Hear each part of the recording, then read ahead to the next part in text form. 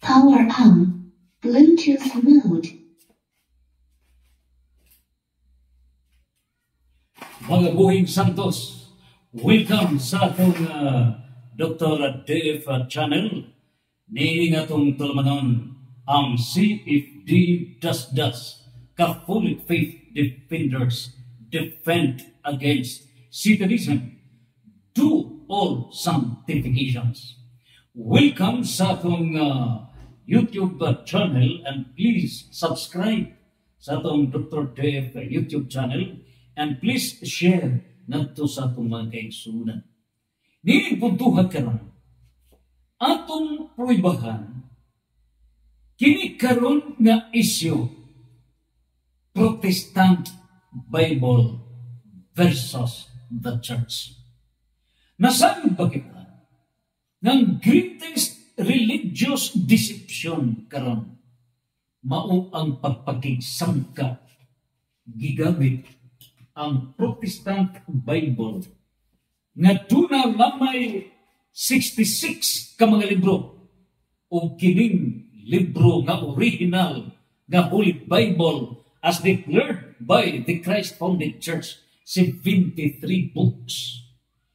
O ang Protestant Bible 66 books, o kiningkan uman og unong ka mga libro, mao ning nakigsangka bato niining gingharian nga gitukod sa Dios, the Protestant Bible versus the Christ-founded Church. Yun sa pagpakigsangka, dinhi nato kutloon, gigamit ang balaang kasulatan nga anha na kutob ang utok sa tao, and neglect the Christ-founded Church. Gipapas, gi-out kining maong simbahan, kining gingharian na gitukod sa Dios. Nini putuhan karon atong tugkaron diin bagikan ang balaang kasulatan. O unsa bay nauna? Ang balaang kasulatan ba? The Holy Bible ba'y nauna? O ang church maoy nauna? Mao kini agatong pagaisgutan. O dinhi usab hisgutan ta, unsa ba ang source of authority? Is the Bible the only source of authority? O ang simbahan mo'y tinubdan niini, o ang simbahan mo'y mitproklamar niya ng balaang kasulatan? Which of the two is supreme? Nini putuhan karon atong iatat ang linangkog nga pagkaasoy nining paghimo talaan nining balaang kasulatan. Take note, God did not create the Bible, but He founded His church, which creates the Holy Bible.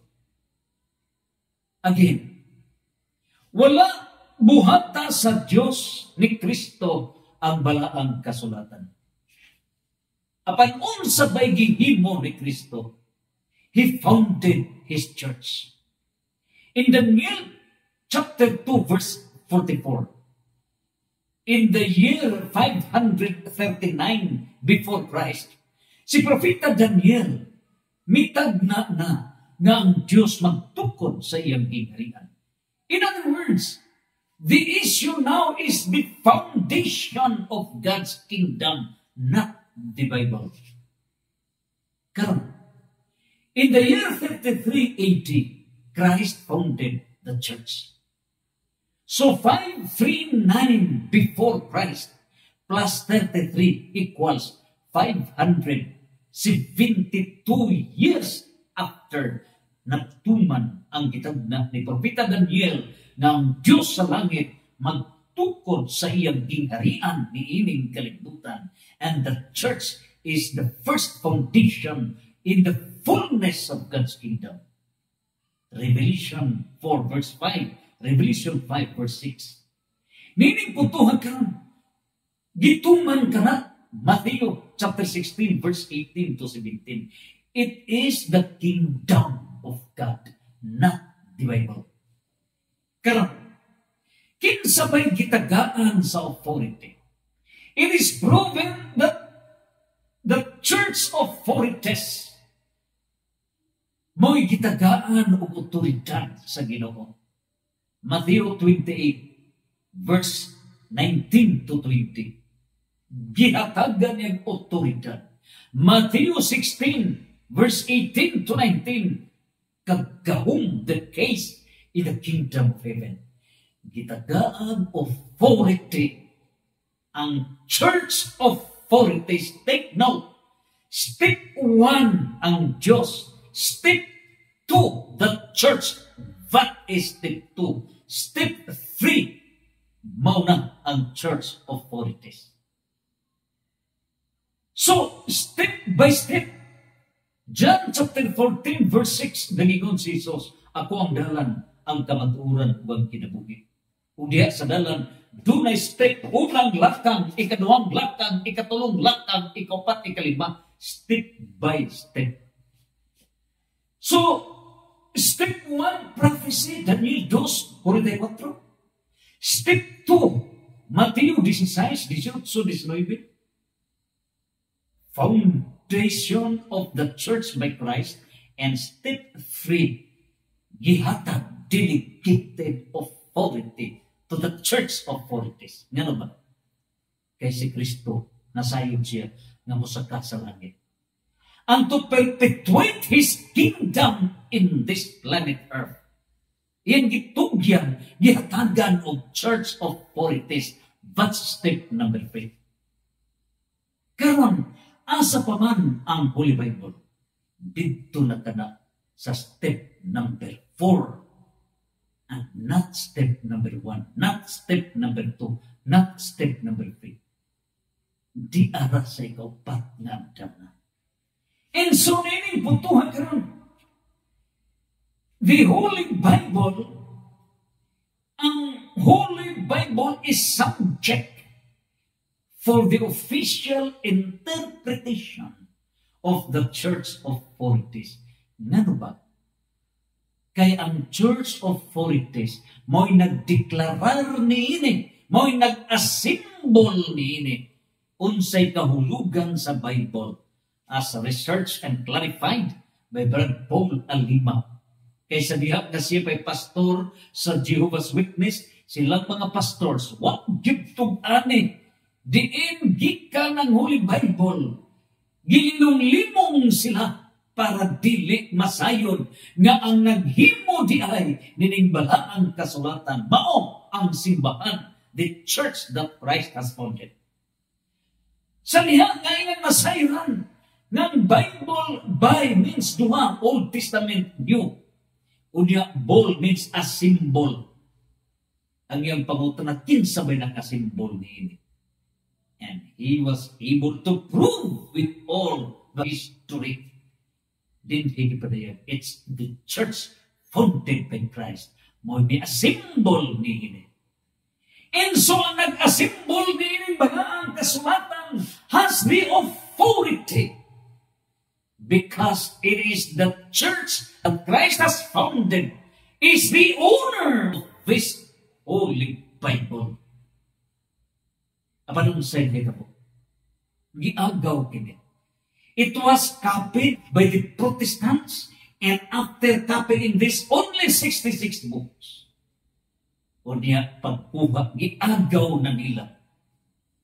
And they made the Bible as the source of their authority. Minus the church authority. There was usurpation of divine authority, and that is deception. Limbong mo kini. Mateo 15, versikulo 14. Pagbantay ka mo, kaya ang buta mag-agak sa laing buta, silang duha mga hulog sa kanal. When you usurp the divine authority that God has delegated to the church authorities, unay warning ni San Pablo, 1 Timoteo 4, 1 ngadto sa 3, 1:4, versikulo 1. Pabantay ka mo sa mga daotang espiritu, the false prophets. Kung mo kini mo agaw sa atong mga kaigsunan, usurpation of divine authority, mo kini ang hitabo. And so, take note, Christ did not instruct the Bible to teach, but He instructed His church authorities to teach. So ang mutudlo, dili ang balaang kasulatan, kundi ang mutudlo mao ang church authorities. So sa pagtudlo sa church authorities, tulo ka tradisyon ang gibasihan. In the exercise of its teaching authority, una, oral tradition. O timan si San Juan Migpadayag, John 21 verse 25. Nga kung gisulat pa ang tanan sa balaang kasulatan, tibuok kalibutan, dili yun kaigo pasudlan ini. So this oral tradition, mao kini ang giingon nga dili na masulat, and that is all preserved by the Church of Fontes since the year 33 AD. Pero nganong wala man kakuha niini ang Protestantism? Because ang Protestantism nagsukad lang panahon ni Martin Luther 1517, wa kasukad sa year 33. Busa wala sila'y oral tradition. Ikaduha nga tinubdan sa pagtudlo sa church authorities, mao ang written tradition. Ang written tradition, mao na kining Holy Bible. So niya sa 2 Timoteo chapter 3 verse 16, ang balaang kasulatan gisulat uban sa langdan sa Espiritu Santo o mapuslanon kini sa pagtudlo, pag-correct sa sayop o gigon sa magamit ini para giyahan ta to live in a righteous life. So meaning putuha ikaduha kini, ikaduhang source sa pagtudlo o kanang ikatulo na mauna ang church magisterium. Ang church magisterium tradition na mauna kini ang gahungyot na gihatag sa Diyos, nilamdagan sa Espiritu Santo. And the church authorities are pressed. Kaparian ang church authorities, not pastors. Timan ikini. Likewise, in government, do not kini hierarchy of government, but the original government is the kingdom of God. So meaning puntuhan ron, it is not the non-living thing that teaches, but it is the living beings whom He has authorized to teach.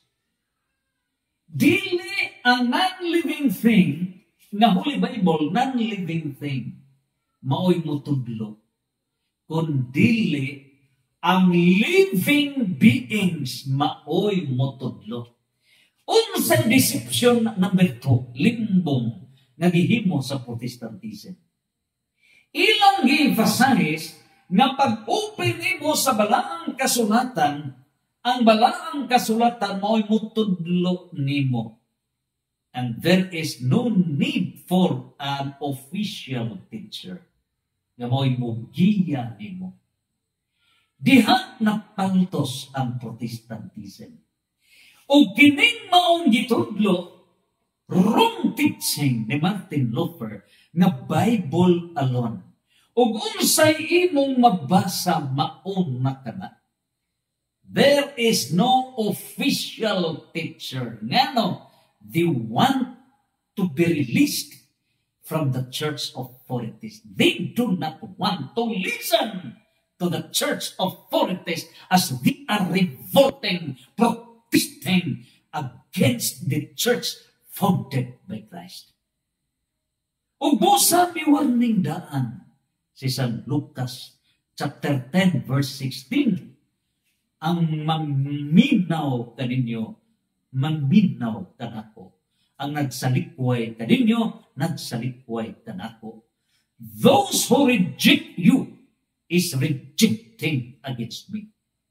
So those who reject the church authorities, Protestants, are rejecting Christ. And those who reject Christ are anti-Christ. 1 Juan 2:18 ngadto sa 19. Nanggawas kini.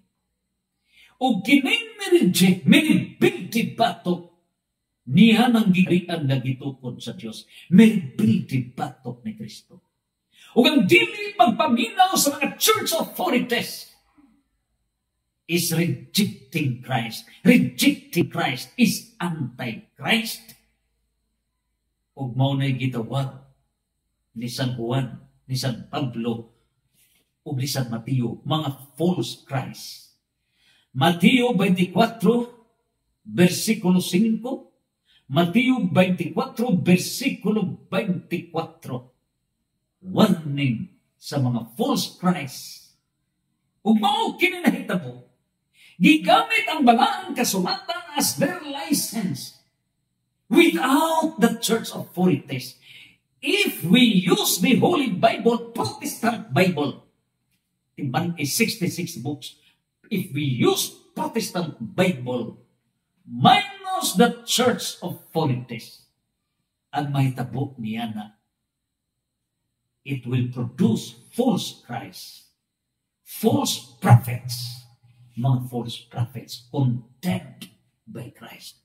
Umaw kini nahitabo nga dunay 49,000 ka mga Protestant religions. Niining tanan giwali sa false prophets. And false prophets are the evangelists of the Antichrist that attack against the church, the kingdom that God has founded, using the Protestant Bible. So mao kami gitawag og deception, limbong. And so si San Pablo bipadayag sa Efeso chapter 6 verse 10 to 12. As emphasized by Archbishop Alberto Oy, nitong July 31, 2025, in the launching blessing of Exorcism Center in Bohol sa ni Father Darwin Gitgano. Bipadaya si Archbishop Alberto Oy that ours is a warfare against deception. Ephesians 6 verse 10 to 12. It is a warfare against deception. Gubat gini, batok sa mga limbong niining kalibutan. And the highest deception, mao ang religious deception. Gigamit ang balaang kasulatan para malitad ang kaigsunan. O di ay ang gigamit ang Protestant Bible na 66 ka mga libro. O kinikaron, gikopya ang balaang kasulatan as declared by the Catholic Church. Pero gikuha ang pito ka mga importante na mga libro. O out of this, ang Bible na himong source of authority, maura private interpretation, replacing the church. In other words, the Protestantism is using the Bible, replacing the church. They replace the church. Gipulihan ang simbahan, ang Bible mo ilang gihimong puhunan. That is deception. Deception. And so, it is the role of the Catholic faith defenders. Defend against Satanism. Do all sanctifications. When we speak of defend against Satanism, it is to defend against deceptions, limbong. Mao kini ang katungdanan sa Catholic faith defenders. O si San na Pablo, dason mi palig-o niini. In 1 Corinthians chapter 15, verse 24 to 25, mingon si San Pablo, in the last days, sa katapusan mga panahon, all the religious and political authorities shall come to an end. Matapos na. Nganong matapos man? Because the period of deceptions shall come to an end. Pribado ka na? Yes. St. John proved it in Revelation chapter 12, verse 11. There are two components to put to an end deceptions. Duha kini. Nga magpungkag yun ang limbong meaning kalibutan. Revelation chapter 12, verse 11, 50% mauna ang dugo sa nating karnero. And this blood of Christ is only exclusive in the Christ-founded church during the Holy Mass. And so, mo kinagahong. O sa kamatuuran ng isang yaw nila. So the 50% Holy Mass ordained press, kamatuuran ng isang yaw nila eschatological apologetic debates. Mauna kini ang pagbungkag, CFD defend against Satanism versus deceptions, dual sanctifications, CFD for the eschatological apologetic debates. Niining puntuhan karon, mauna ka ng trabaho sa common press, mga ordinaryo na itong kaigsunan with the Holy Faith defenders, pagbungkag ni ining mga limbong ni kalibutan. And so, it is the living beings. It's not the Bible that teaches, but it is the church authorities nga maoy mo tudlo kanato using the Holy Bible. Now, niining putuha, unsang deception sa Protestantism. Nga Bible ramoy mo tudlo. O niya pagtudlo na private interpretation. Pag private interpretation, mabasa nila nga naay halok sa Iglesia ni Kristo, nagtukod o Iglesia ni Kristo. Doon ay giingon nga Juan 3 sa 3 nato sa 5 nga born again, nagtukod o born again. Hangtod miabot o 49,000 ka mga Protestant religions, all are fruits of private interpretation using the teaching of Martin Luther na Bible alone. Read the Bible, use the Bible, Bible alone, minus church authorities. Dili maminaw sa church authorities. Now, unsa ba diay ang correct? In the book of Acts chapter 8 verse 26 to 40, si San Mateo, iya gitudluan ang eunuko, Ethiopian official, gitudluan niya. And Saint Philip an apostle. So, niining puntuhan ka nun. It is a deception to have that private interpretation. And this private interpretation nga ang tao mauray mo sabot, walay mo tudlo, maunay hinungdan, niining nagsalibagsaw ng mga tiluan. This is in padre delicto iguales in tanan 49,000 Protestant religions. Res ipsa loquitur. This res ipsa loquitur, the things speak for itself. Ang nanghitabo sa itong mga igsuunang mga Protestante, they are all united to fight against the kingdom founded by God. But they were all dispersed.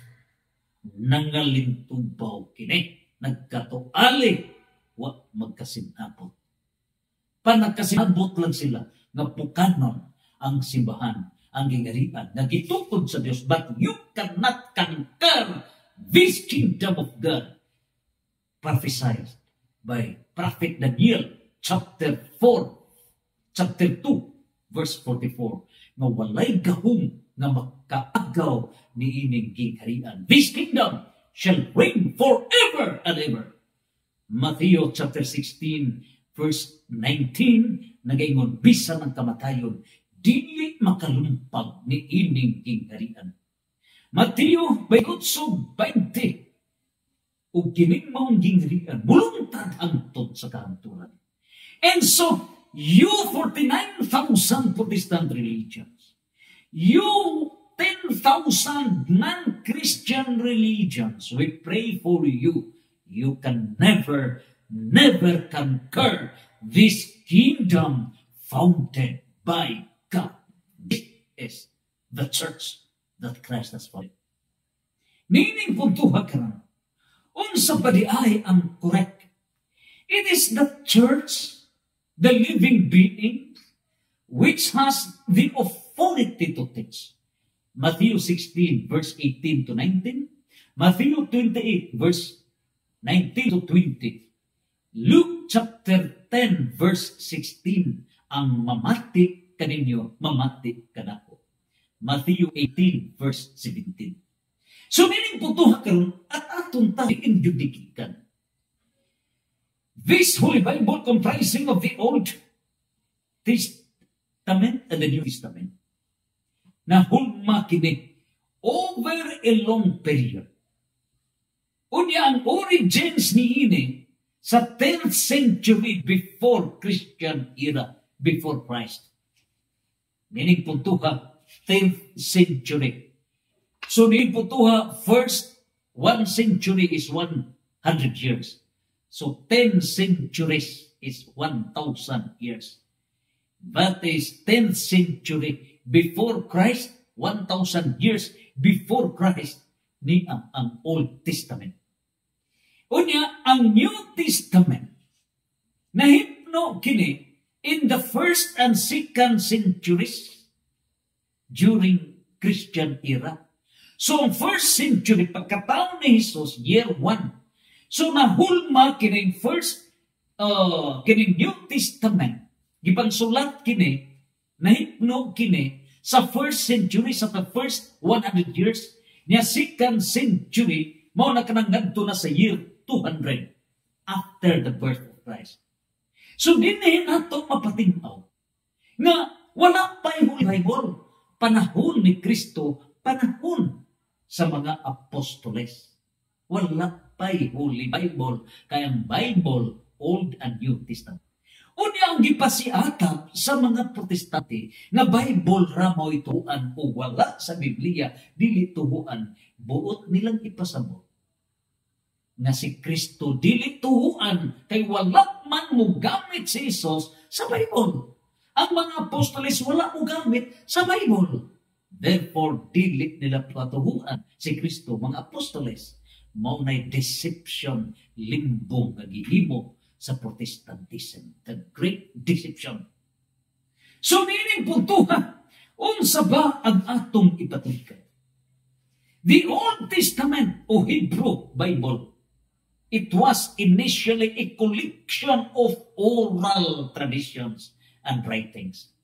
So, ang mga gitudlo oral, ilan ang gikollect, gisulat, so dili tanan gisulat. Portion lang. Later compiled and redacted. So, redacted, put into writing with Torah. So, unsa kining Torah? The first 5 books in the Old Testament. Mao kini ang Pentateuch, Genesis. Unya, mao kini ang 5 kini ka mga libro. Genesis, diretso na kini, no? Exodus, ngadto na sa Numeros, Leviticus, Numeros, unya di arata sa Deuteronomy.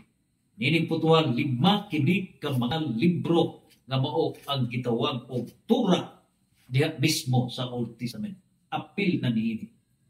And then, na-finalize kini during the Babylonian exile ang Israel na sakop man sa Babylonia niyadtong 6th century to 5th century. So paatras ang ihap before Christ, paatras.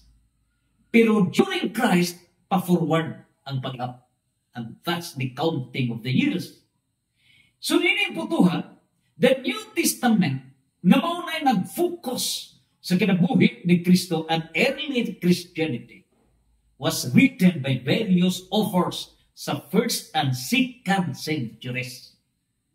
Now, kinsa ba'y nag-compile ini? Protestant may nag-compile? No!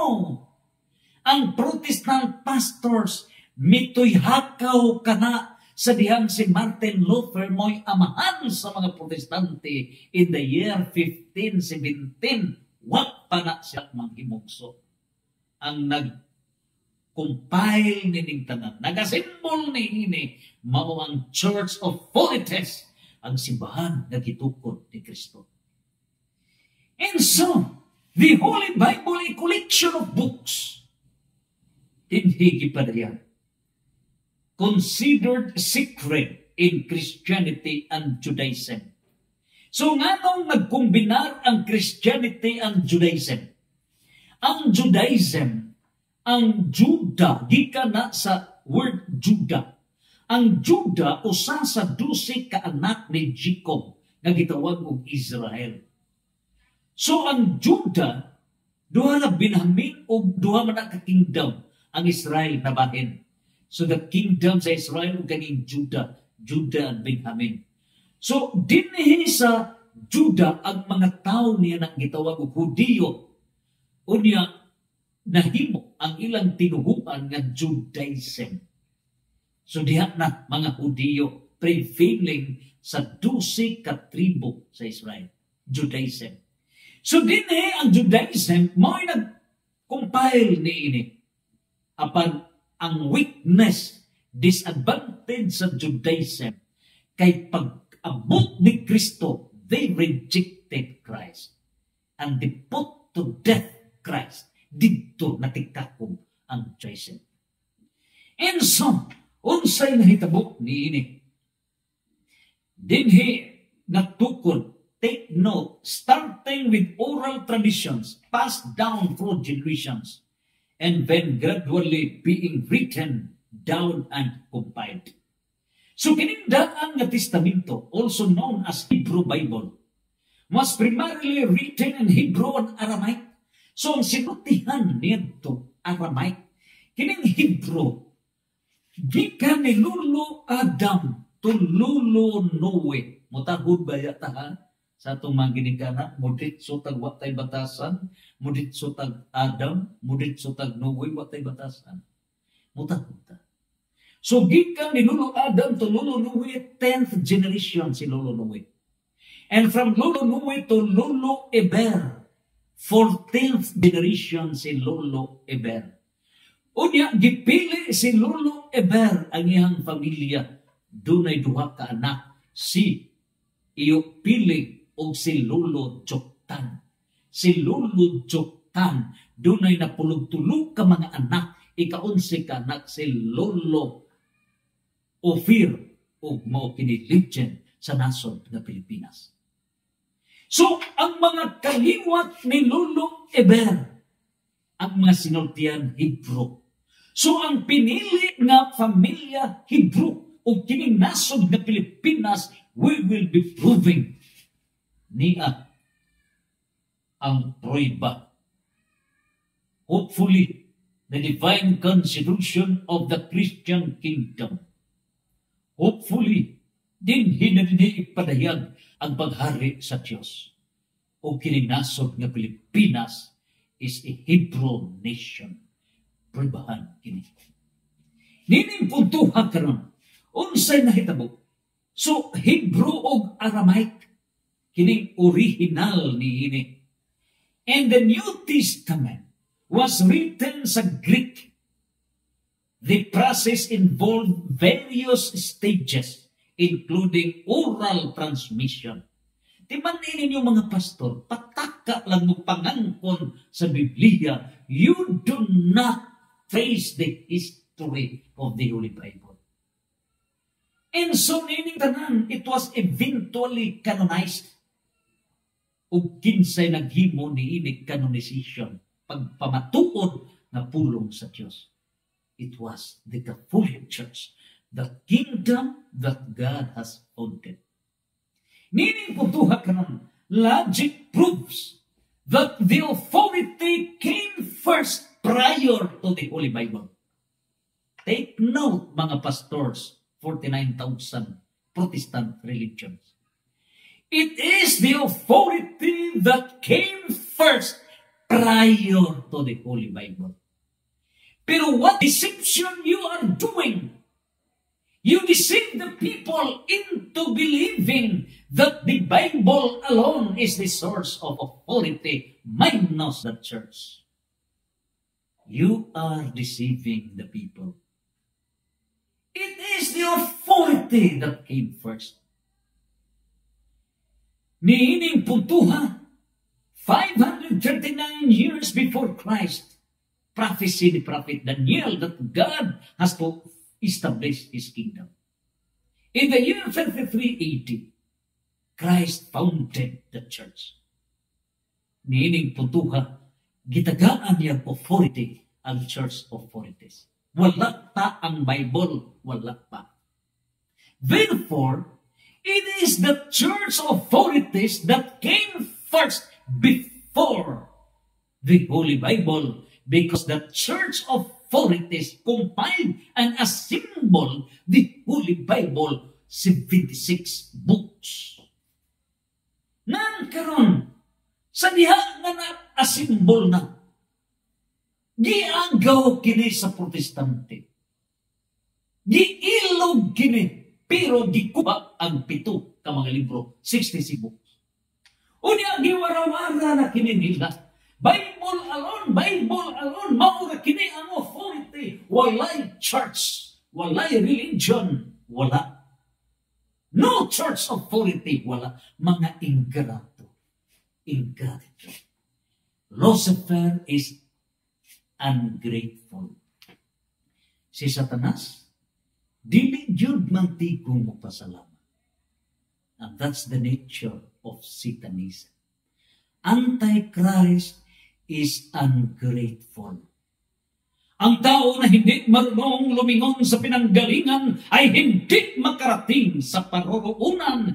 He who forgets the past is not worth for the future. Ang tao nga dili magdigo nga mulingi sa kagahapon, dili ug dili mag-abot sa iyang padulngan. And take note, mga pastors. In Matthew chapter 12, verse 32, if we commit a sin against the Father, against the Son, it can be forgiven. Ang sala, batok sa mahan, batok sa anak, mapasaylo ka na. But a sin against the Holy Spirit can never be forgiven. Nga ba? It is a sin against the truth. Ug kung ang tao magpakasala, batok sa kamatuoran, this is true deception, limbong. When you use the Holy Bible in order to deceive the people, tripol ang sala ni anak. Tripol ang sala. Do not use the Holy Bible to deceive the people. Use this Holy Bible in 2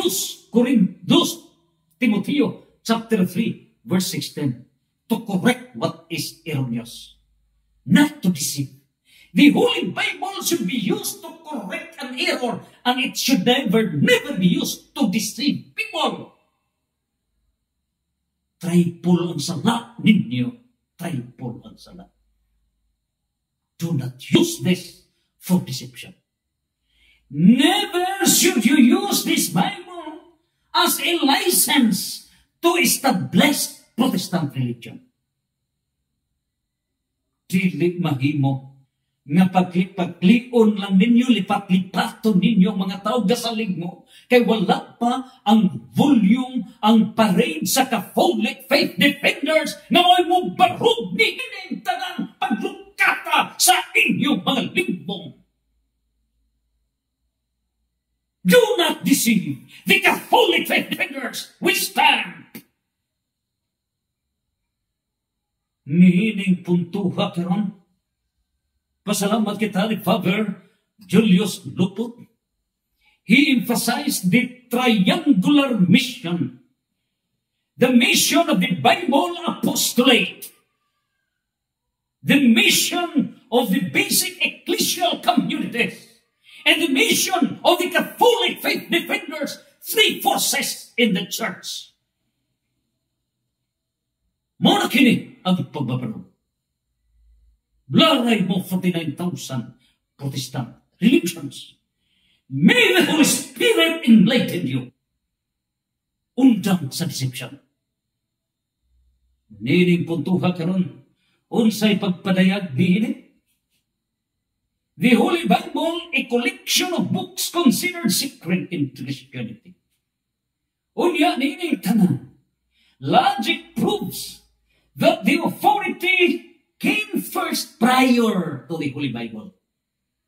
It is a fallacy to say that the Holy Bible is the only source of authority called as Bible alone. That is deception. That is deception.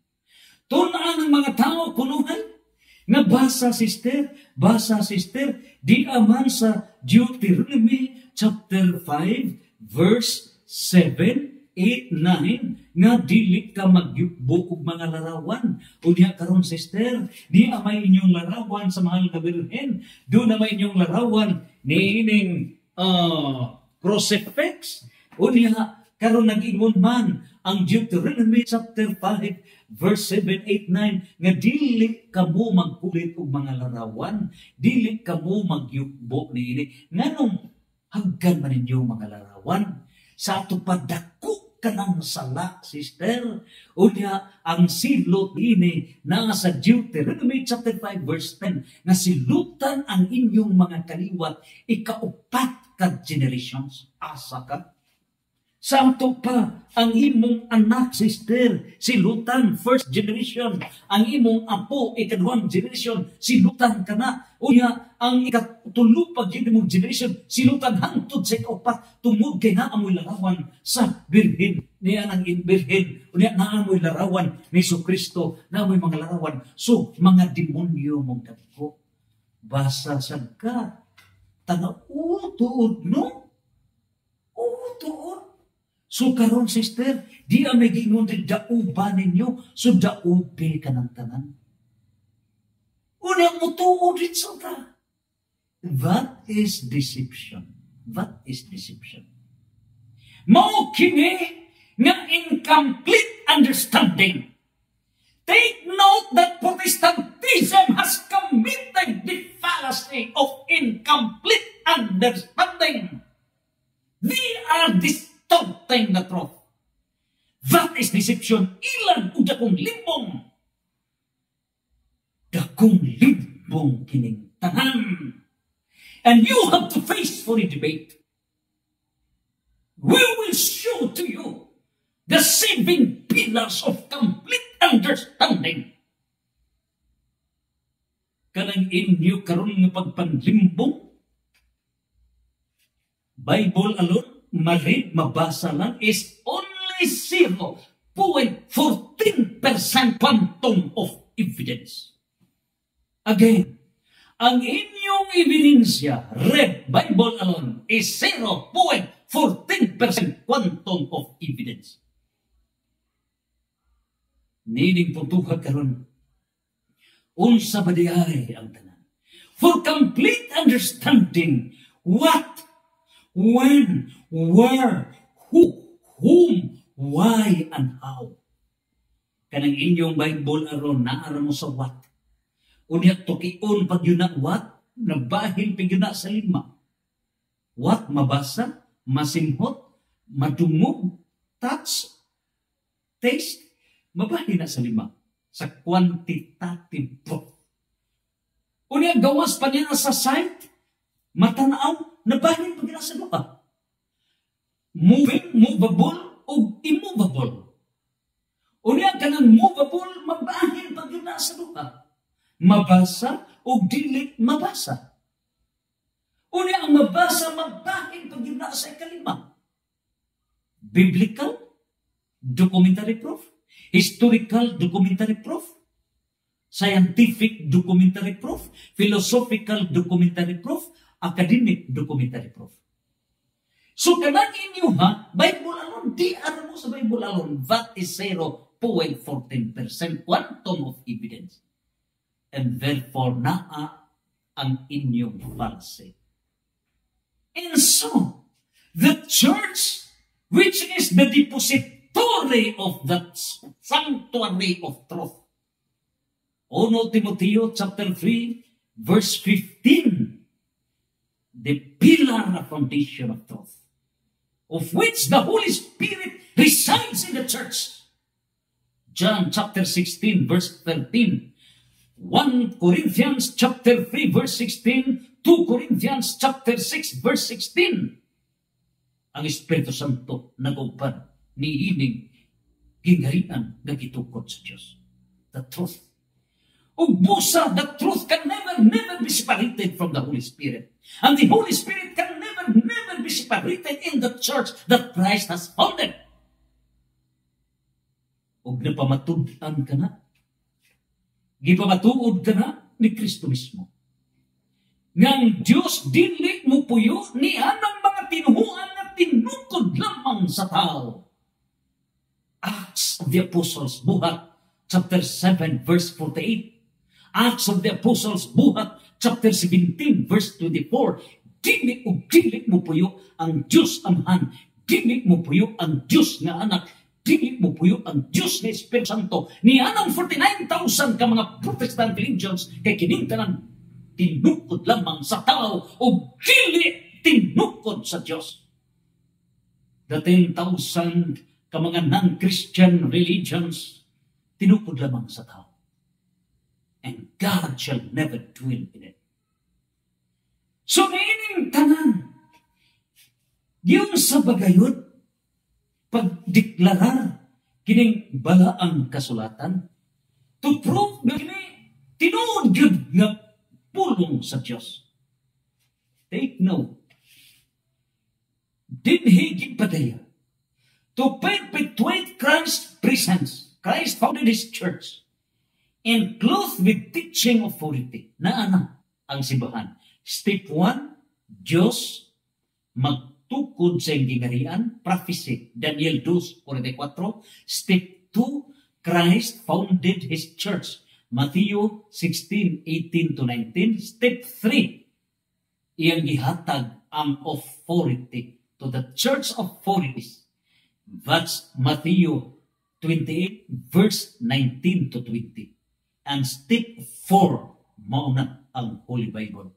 Di mao ang ikaduhang klase sa tradition. Kitulo kining tradition. 3 forces of the truth, the teaching authority of the church. So niining tanan, unsa ba? Dinhi gidayan that pursuant to the teaching authority of the church was the production of the Holy Bible after it was declared by the Christ-founded church. Diin bang gideklarar nga kini pulong yun sa Diyos? Kay ang paghimo ni ini sa New Testament 1st to 2nd century. So gideklarar kini sa didto sa Roma, Council of Rome, in the year 382, Anno Domini, 382. Gideklarar ka na ni ining simbahan nga gitukod sa Diyos. Diha pa ba? Diha na ba si Martin Luther? Wala pa. Dugay pa matao si Martin Luther. Diha na bang mga pastors nini? Wala.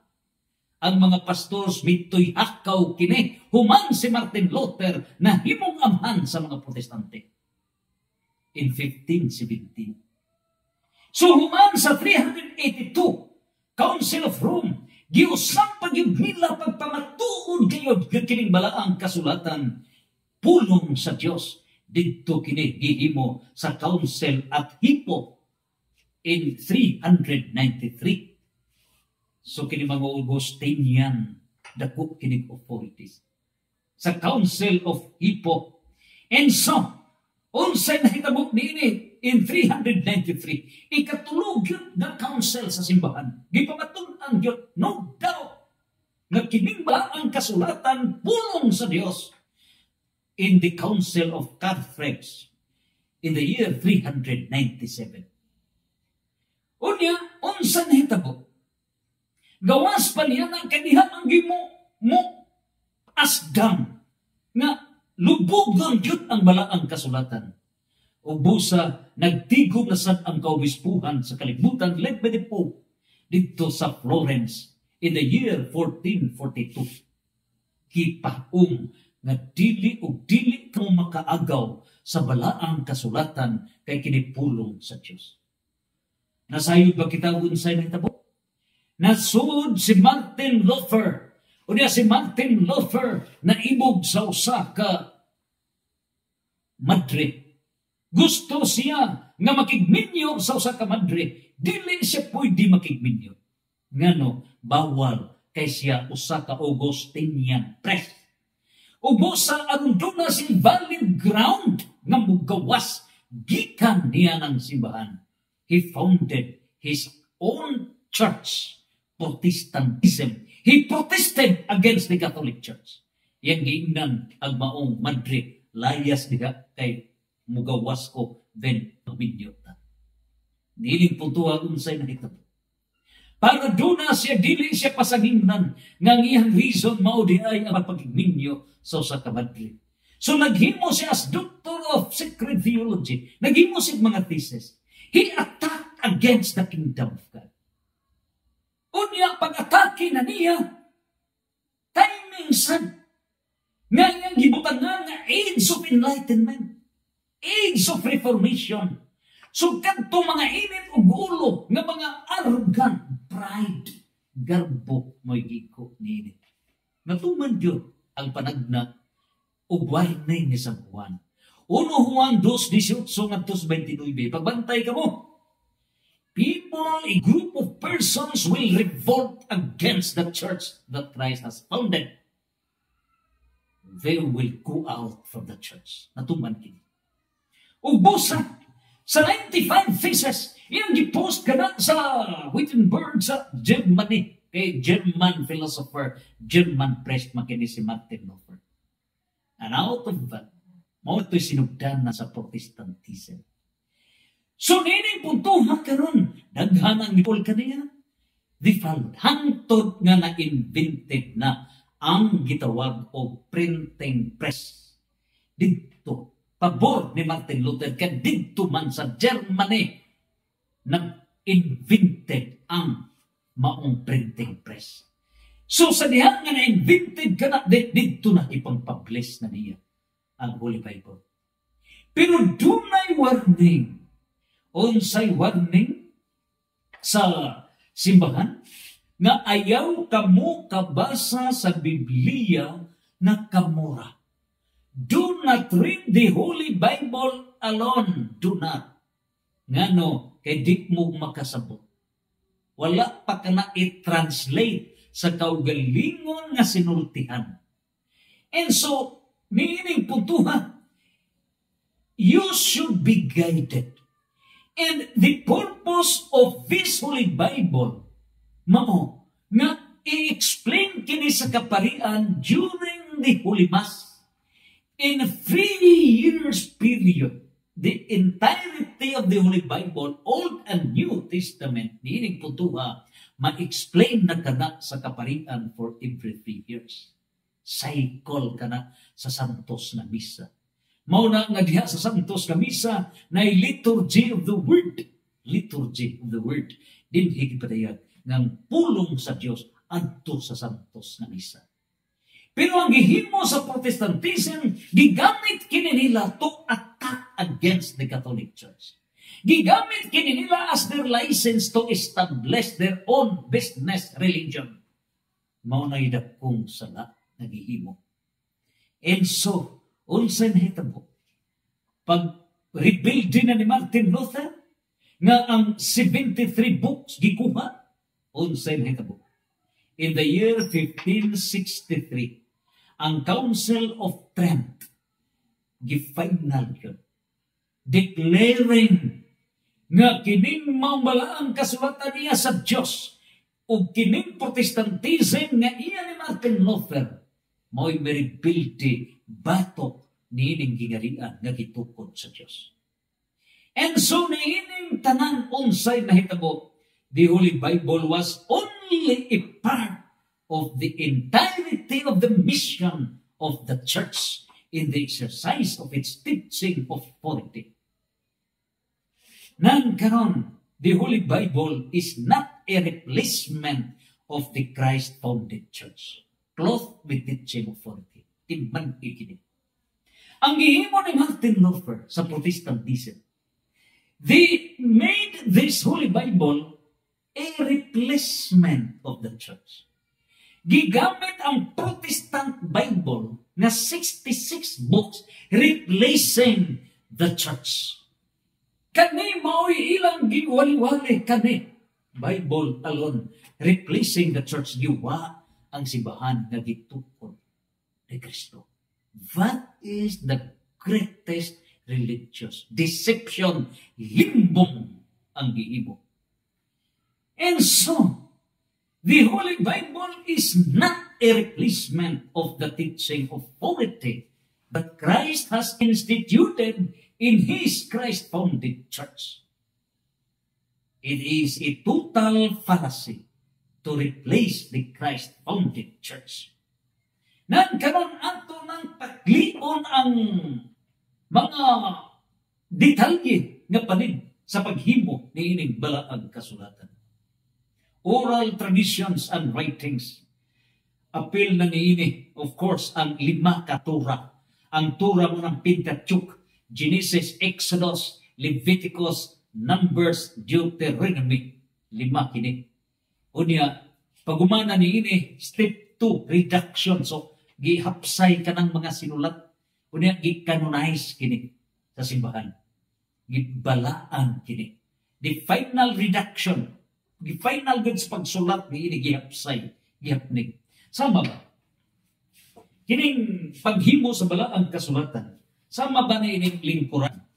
So, diha sa lingkuranan, ang TL, kining tanang, gihapnig ka na antod gi-asimbol. Mo kini pag-asimbol sa balaang kasulatan. The entire Hebrew Bible was completed at about 100 years during Christ. So, kinatibuk ang Diyod na Hebrew Bible. 100 years. Meaning Christian era. Then the translation, Hebrew Bible, translated into Greek, usa kini ka Septuagint in the 3rd century. Meaning putuha.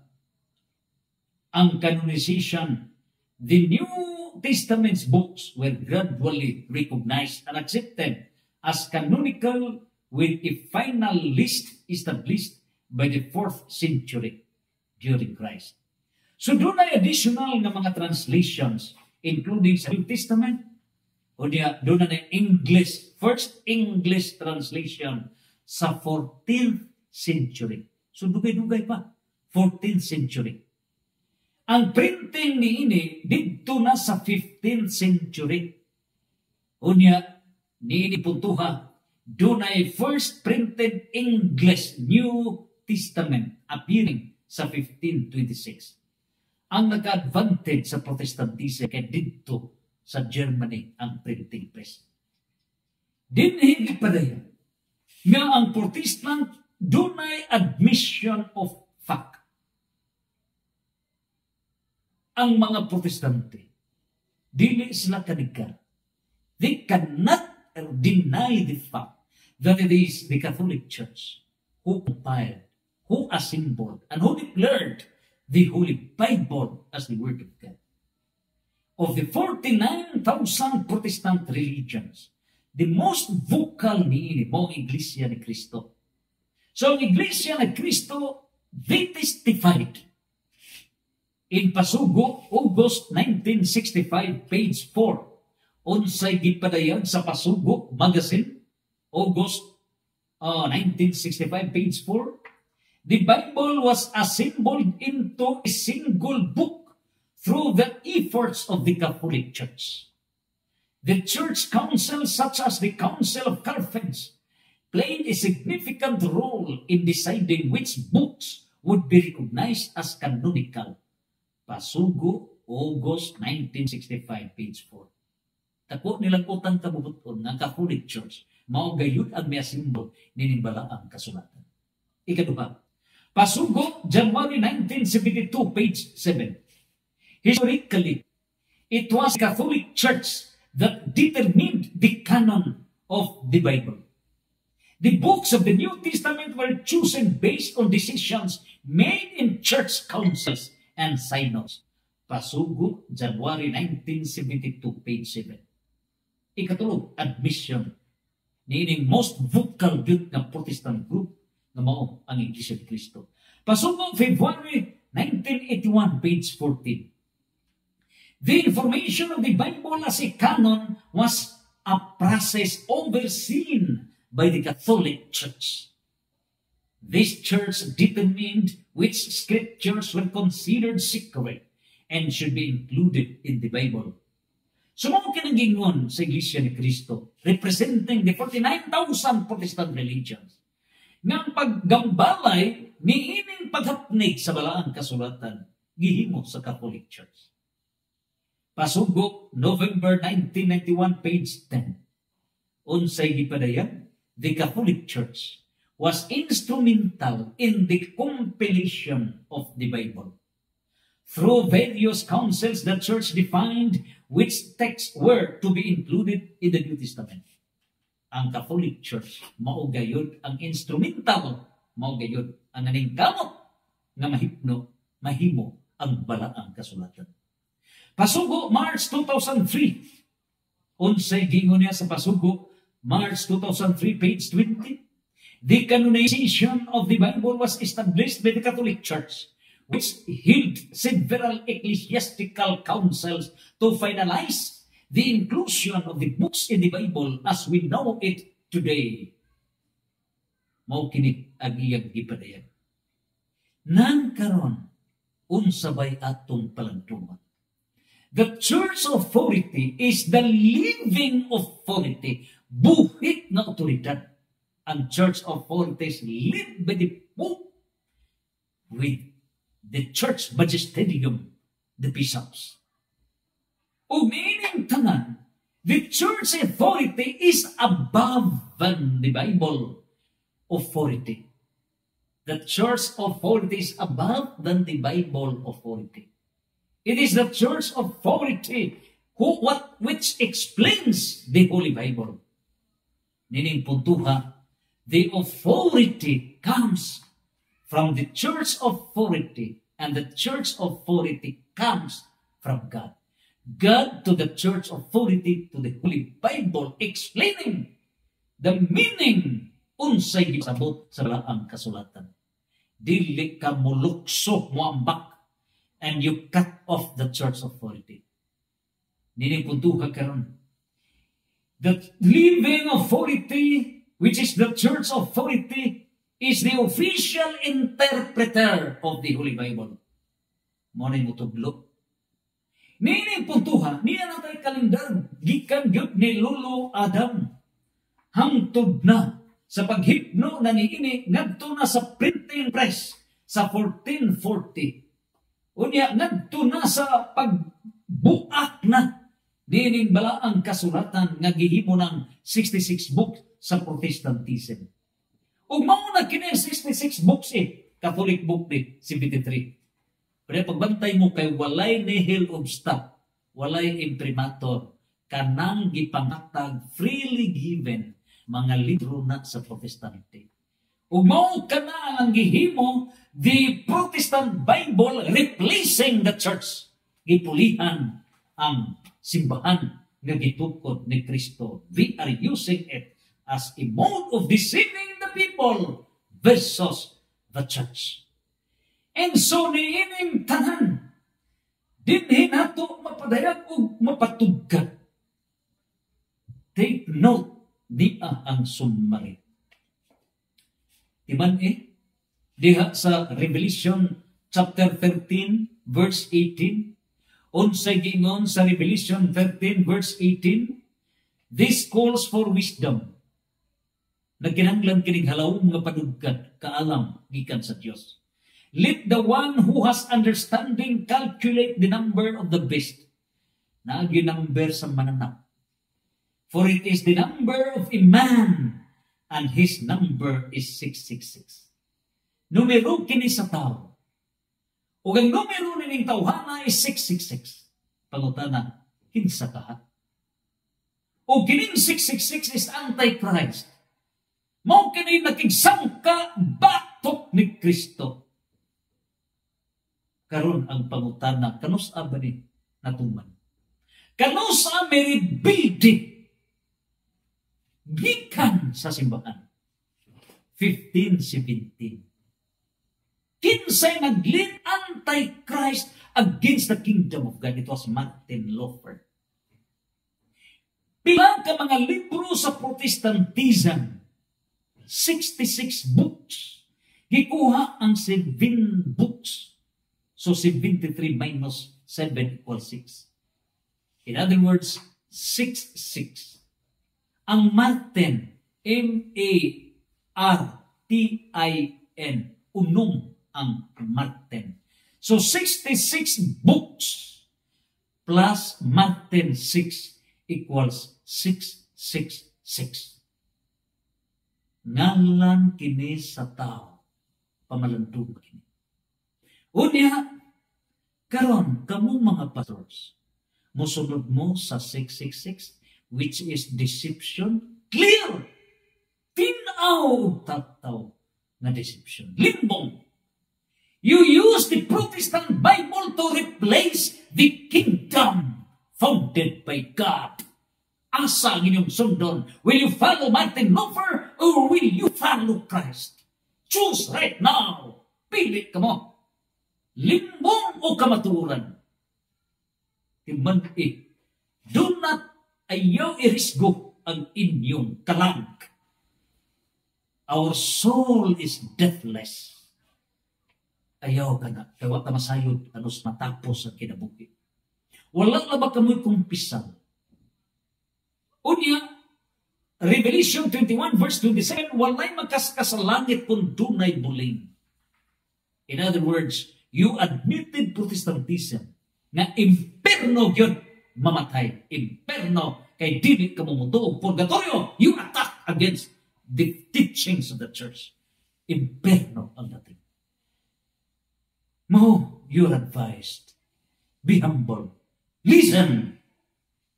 And so, abi kita, 66 plus Luther. L-U-T-H-E-R. Pila man na? Unom.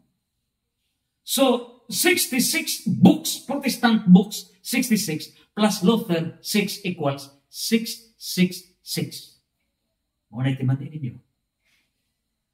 Unya, bisan o kwao nato ang 66 books. Arita kang Martin Luther. Si Martin Luther is German. German. G-E-R-M-A-N. Man. German is 6. Martin is 6. Luther is 6. 666 is German, Martin, Luther. Igugyod nga mao ang Antichrist. Warning, ngalan sa usa ka tawo nga mo'y leader pag-protest against the kingdom of God using the Protestant Bible against the church. Choose between Protestant Bible or the church founded by God with the 73 books, the Catholic Bible. May the most holy Trinity maguban kanato in the name of the Father, of the Son, and of the Holy Spirit. Amen and Amen. Santos, Santos, Santos, Fiat. Amen.